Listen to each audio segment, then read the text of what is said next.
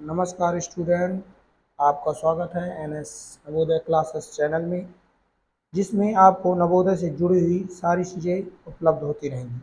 तो अभी क्लास 6 के जितने भी छात्र हैं वो जल्द से जल्द जुड़ें और अपने क्लास 6 के जो 2026 के पेपर में जो चीज़ें आनी हैं उनसे जुड़े हुए सारी चीज़ें सीखें। तो आपका पेपर जैसे आता है 80 क्वेश्चन आते हैं, जिसमें से 20 प्रश्न रहते हैं हिंदी से, अपठित अनुच्छेद से। तो अपठित अनुच्छेद में 4 आपको सेट दिए जाएंगे, अनुच्छेद 1, 2, 3, 4 इस तरह करके। प्रत्येक अनुच्छेद में 5 सवाल रहेंगे, टोटल 20 सवाल। 20 प्रश्नों को आपको 25 नंबर मिलना है।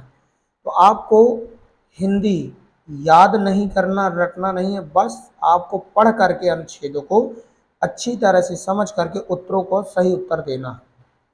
तो स्टूडेंट हम लोग चलिए स्टार्ट करते हैं, क्योंकि देखिए 2025 में 4 नंबर का, 2025 के दूसरे फेज में भी 4 नंबर का और 2024 सभी फेजों में 4-4 नंबर का पेपर आए हुए हैं।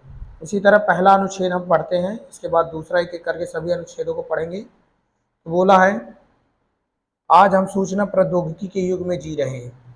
इंटरनेट और डिजिटल उपकरणों ने हमारे जीवन में हर पहलू को गहराई से प्रभावित किया है। बोला है कि हम जो जिस युग जी रहे हैं वो सूचना प्रौद्योगिकी का युग है। हमारे आसपास आप चारों तरफ देखते होंगे इंटरनेट है। आप जिसमें ये वीडियो को देख रहे हैं वो भी इंटरनेट के जरिए ही देख पा रहे हैं। तो हमारे जीवन को बहुत ही गहरे तरह से प्रभावित किया है। शिक्षा, व्यापार, संचार और मनोरंजन जैसे क्षेत्रों में अभूतपूर्व परिवर्तन हुए हैं। देखिए, जैसे बोला शिक्षा, शिक्षा में आप डिजिटल तरह से यूट्यूब में पढ़ रहे हैं। व्यापार, आप कोई भी व्यापार करते हैं तो आप उसका एडवर्टाइजमेंट कर सकते हैं। संचार, आप कहीं भी कॉल करके अपनी जानकारी ले सकते हैं और अपने प्रोडक्ट मंगा सकते हैं। मनोरंजन के लिए आप टीवी, सिनेमा, बहुत सारी चीज़ें आ चुकी हैं। इन्हीं कारणों से परिवर्तन हुए। दिया है, इस तकनीकी क्रांति ने जहां ज्ञान की सुलभता बढ़ाई है, वहीं साइबर सुरक्षा और डेटा गोपनीयता जैसी नई चुनौतियां भी प्रस्तुत की हैं, जिनका समाधान खोजना आवश्यक है। बोला है कि इन सभी तकनीकी ने हमारे ज्ञान की सुलभता तो बढ़ा दी है, लेकिन हमारे जीवन में साइबर सुरक्षा से जुड़े हुए कई सारी समस्याएं और चुनौतियां उत्पन्न हो रही हैं। आप देखते होंगे कि कई सारे लोग जिनके वीडियो वायरल हो जाते हैं, ऐसी सारी चीज़ें होती हैं। तो उन लोगों को इन्हीं वजह से दिक्कतें आती हैं। तो अब आपको प्रश्न को, आपने इसने पैराग्राफ को समझ लिया, तो अब आपको प्रश्न को अच्छी तरह से पढ़ करके प्रश्नों के उत्तर देना है। तो गौर से देखिएगा, तभी आपसे बनेंगे। बोला है, आज हम किस युग में जी रहे हैं। प्रश्न एक, तो हमने क्या पढ़ा था, आज हम सूचना प्रौद्योगिकी के युग में जी रहे हैं। तो हमारा ऑप्शन नंबर हो जाएगा सी। क्या हो जाएगा, सी। सिर्फ यहाँ औद्योगिक युग दिया, यहाँ दिया सूचना प्रौद्योगिकी, ये जो हमारा ऑप्शन है सी। हमने इसमें टिक क्यों नहीं लगा रहे हैं, क्योंकि अभी इसी बुक से हमको और भी बच्चों को पढ़ाना है। आप भी अगर पढ़ रहे हैं तो आप रफ में नोट कर सकते हैं, लेकिन बुक में कहीं भी टिक ना लगाएं, क्योंकि अगर आप रफ में नोट करेंगे तो नोट करते टाइम आपको रिपीट होता रहेगा। अब बुक में टिक लगा देंगे तो आपको जब इसका दोबारा रिवीजन करेंगे तो आपको मिस्टेक होगी, क्योंकि आप तो पहले से ही सही उत्तर लगा देंगे। तो आप देखते ही आपसे ना भी बनेगा तो आंसर बन जाएगा। इसलिए आपको याद रखना है, बुक में कहीं भी टिक नहीं करना है। आप जिस जो भी बुक है आपके पास, आप उसमें एक रफ ले लीजिए, उसमें नोट करते जाइएगा। अभी हम इसमें नहीं कर रहे हैं। दूसरा दिया है, गहराई से प्रभावित किया, वाक्य में क्रियापद है।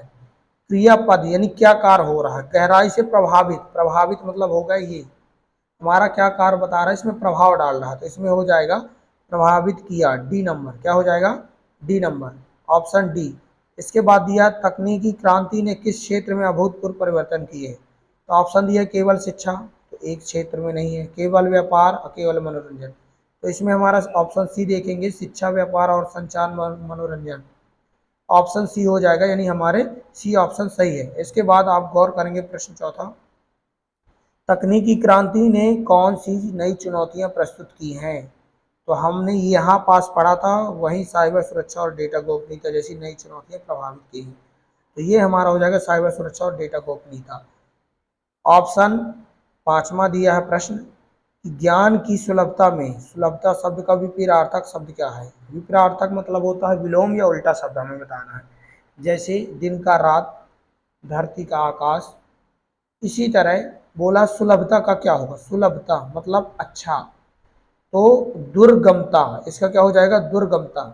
अगर हमको किसी चीज़ का ज्ञान मिलता है तो उसका दुर्गमता यानी हमारी बुद्धि खराब होना हो जाएगा।